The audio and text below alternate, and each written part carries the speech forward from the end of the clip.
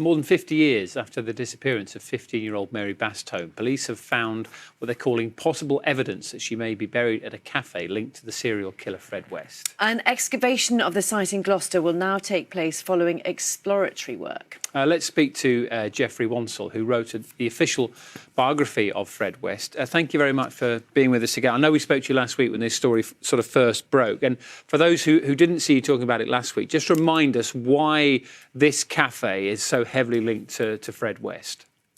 Well, it's specifically linked to Mary Bastholm. It was in those days, back in 1968, called the Pop-In Cafe. And Fred and his then nanny, Anne McFall, whom he also killed, sadly, and buried in a field in Herefordshire, used to frequent it. And he did a little bit of building work. There was no reason, particularly, why Mary should disappear. She was the first person, really, the terrible litany of tragedy that surrounded West. And I've always believed that she was his victim, but no one knew what had happened to her. She disappeared into thin air. She was standing at a bus stop not far from the cafe carrying a Monopoly set in a plastic bag and poof, went away. Now, I've always believed, because that's the way Fred operated, that he would have drawn up in his van and said, "Oh, Mary, would you like a lift? Where are you going?" "Oh, I'm going to see my boyfriend." "Well, don't worry, I'll hop in." And bingo, that was the end. That was the end of Mary. She disappeared completely.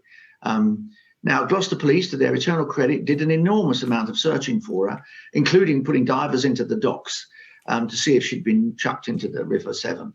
But no sign of her. And that's 53 years ago. Sadly, since then, her mum and dad have died. There are some family members left. But I hope and pray that finally her remains will be found. Not that that's any consolation. And it's just another body, another terrible mark of the stain that West put the country to.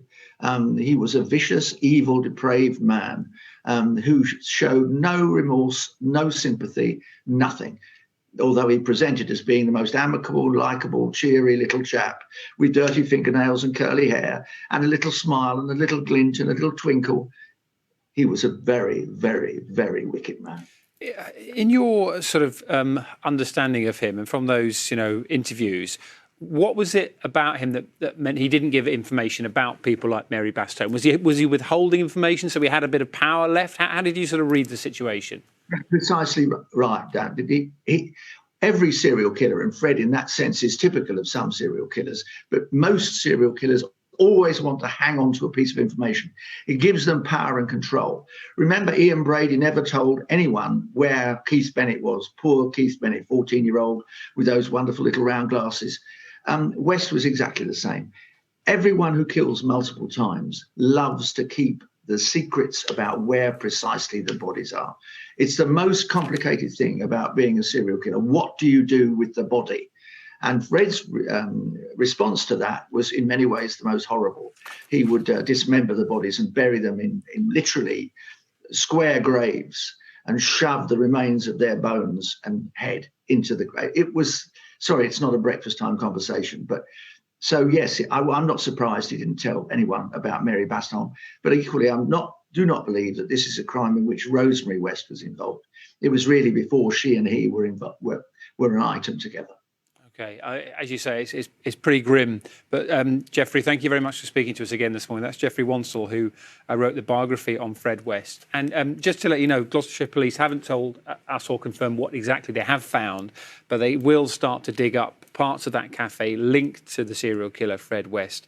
And it's thought that there is enough evidence, they say, for that excavation, a full excavation, to begin. So we'll bring you any further news as we get it. We will. 7:46. Time of year, isn't it, when the summer transfer news starts to kind of bubble over a bit. The England captain, well, the Premier League season isn't even over yet, but one of the biggest transfer stories of the summer could be brewing.